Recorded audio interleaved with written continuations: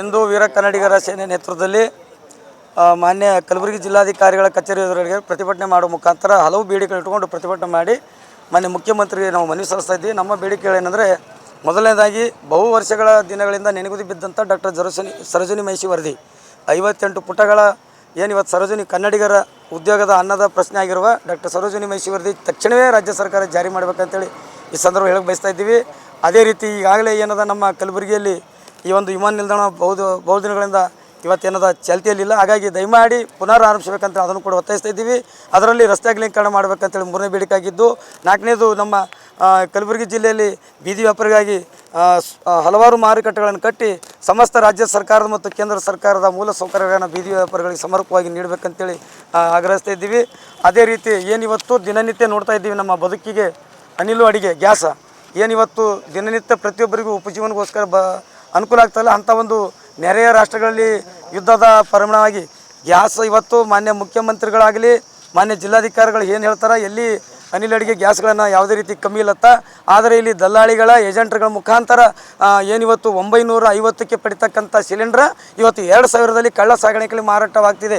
ಹಾಗಾದರೆ ಜಿಲ್ಲಾಡಳಿತ ಎಲ್ಲಿ ಏನು ಮಾಡ್ತಿದೆ ಅಂತೇಳಿ ಪ್ರಶ್ನೆ ಕಾಡ್ತಾ ಇದೆ. ಹಾಗಾಗಿ ದಯಮಾಡಿ ಸಮಸ್ತ ಏನಿವತ್ತು ಕಲಬುರಗಿ ಜಿಲ್ಲೆಯಲ್ಲಿ ಎಷ್ಟೋ ಏಜೆನ್ಸಿಗಳಿವೆ, ಸಂಸ್ಥೆಗಳಿವೆ, ಅನಿಲ ಅಡಿಗಳನ್ನು ವಿತರಣೆ ಮಾಡ್ತಕ್ಕಂಥ ಗ್ಯಾಸ್ ವಿತರಣೆ ಮಾಡ್ತಕ್ಕಂಥದ್ದು, ಅಲ್ಲಿ ಎಲ್ಲ ಜಿಲ್ಲಾಧಿಕಾರಿ ಸಮರ್ಪಕವಾಗಿ ಅವಕ್ಕೆ ಭೇಟಿ ನೀಡಿ ಕಟ್ಟುನಿಟ್ಟಿನ ಆದೇಶವನ್ನು ಹೊರಡಿಸಬೇಕು. ಏನಾದರೂ ಕಳ್ಳ ಸಾಗಾಣಿಕೆಯಲ್ಲಿ ಮಾರಾಟ ಕಂಡು ಬಂದರೆ ಅವರ ಪರವಾನಗಿ ರದ್ದು ಮಾಡಿ ಅವ್ರಿಗೆ ಕ್ರಿಮಿನಲ್ ಕೇಸ್ ಹಾಕ್ತೀವಿ ಅಂತೇಳಿ ಮಾನ್ಯ ಜಿಲ್ಲಾಧಿಕಾರಿಗಳು ಭೇಟಿ ನೀಡಿ ಆದೇಶ ಮಾಡಬೇಕಂತೇಳಿ ಆಗ್ರಹಿಸ್ತಿದ್ದೀವಿ.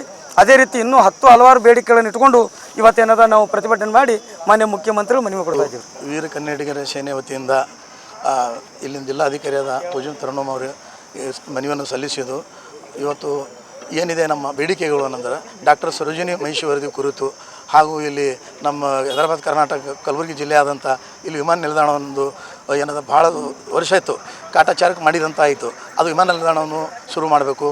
ಮತ್ತು ಇದು ನಮ್ಮದು ಈ ಸಿಲಿಂಡರ್ಗಳು ಏನದಲ್ಲ ರೀ, ಮೊದಲ 800 ರೂಪಾಯಿ ಕೊಡೋದು 2000 ರೂಪಾಯಿ ಒಂದು ಸಿಲಿಂಡರ್ಗಳನ್ನು ಮಾರ್ತಾ ಇದ್ದಾರೆ.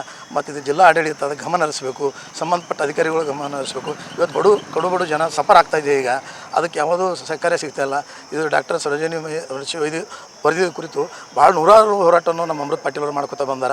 ರಾಜ್ಯ ಸರ್ಕಾರ, ಕಾಂಗ್ರೆಸ್ ಸರ್ಕಾರ ಏನಿದೆ, ಮಾನ್ಯ ಸಿದ್ದರಾಮಯ್ಯ ಸಾಹೇಬರು ಇದು ಜಾರಿಗೊಳಿಸಬೇಕು, ನ್ಯಾಯ ಕೊಡಬೇಕು. ಇದು ನಮ್ಮ ಕರ್ನಾಟಕ ರಾಜ್ಯಕ್ಕೆ ಎಷ್ಟೇ ವಿದ್ಯಾರ್ಥಿಗಳು ಭಾಳಷ್ಟು ವಂಚಿತರಾಗ್ಯಾರ ಡಾಕ್ಟರ್ ಸರೋಜಿನಿ ಮಹಿಷಿ ವರದಿ ಇರಲಾರ ಬಟ್ಟಿಗೆ.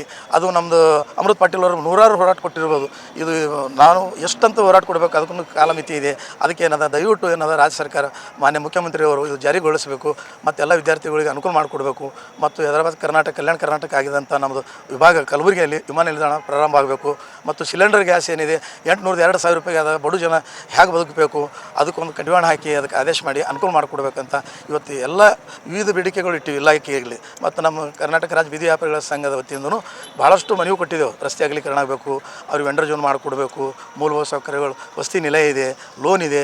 ಇನ್ನು ಅವರಿಗೆ ಜಿಲ್ಲಾಡಳಿತ ಮಹಾನಗರ ಪಾಲಿಕೆ ವಂಚಿತರ ಮಾಡ್ಯಾರ. ಬೀದಿ ವ್ಯಾಪಾರಿಗಳು ಬೀದಿ ಪಾಲು ಮಾಡಿ ಇಟ್ಟಿದ್ದಾರೆ. ಅಂದರೆ ಇದು ನ್ಯಾಯ ಸರ್ಕಾರದಲ್ಲಿ ಅಮೆಂಡ್ಮೆಂಟ್ ಪಾಸ್ ಆದರೂ ಕೂಡ ನ್ಯಾಯಬದ್ಧವಾಗಿದ್ದರೂ ಕೂಡ ಮಾಡ್ತಾಯಿಲ್ಲ ಅಂದರೆ ಅದಕ್ಕೆ ನಾವು ಖಂಡಿಸ್ತೀವಿ. ಇದ್ರ ಮೇಲೆ ಕ್ರಮ ತೊಗೋಬೇಕು ಸಂಬಂಧಪಟ್ಟ ಅಧಿಕಾರಿಗಳಿಗೆ. ಇವತ್ತೇನು ಮನವಿ ಸಲ್ಲಿಸ್ತಾ ಇದ್ದೀವಿ ನಾವು ವೀರ ಕನ್ನಡಿಗರ ಸೇನೆ ವತಿಯಿಂದ. ಮತ್ತು ಬೀದಿ ವ್ಯಾಪಾರಿಗಳದನ್ನು ಕೆಲವು ಸಮಸ್ಯೆಗಳವ, ಇದರಲ್ಲಿ ನಾವು ಲಿಖಿತನಲ್ಲಿ ಕೊಟ್ಟಿದ್ದೆವು. ಅದಕ್ಕೆ ಸ್ಪಂದಿಸಿ ಅದಕ್ಕೆ ನಾವು ಬೇಡಿಕೆಗೆ ಈಡೇರಿಸಬೇಕು. ಒಂದು ವೇಳೆ ಮಾಡಿದಿಲ್ಲ ಅಂದ್ರೆ ಮತ್ತು ನಾವು 15 ದಿನ ಗಡುವು ಕೊಡ್ತೀವಿ. ಅನಂತರ ರಸ್ತಾ ರೋಕು ಮತ್ತು ಧರಣಿ ಸತ್ಯಾಗ್ರಹ ಅದಕ್ಕೆ ಹೊಣೆಗೆ ಸಂಬಂಧಪಟ್ಟ ಅಧಿಕಾರಿಗಳು ಆಗ್ತಾವ ಅಂತ ಹೇಳಕ್ಕೆ ಬಯಸ್ತೀನಿ. ಲಘುದಾಗಿ ಮಾಡ್ಬೇಕಂತ ನಾವು ವಿನಂತಿ ಮಾಡ್ಕೊಳ್ತೀನಿ ಸಂಬಂಧ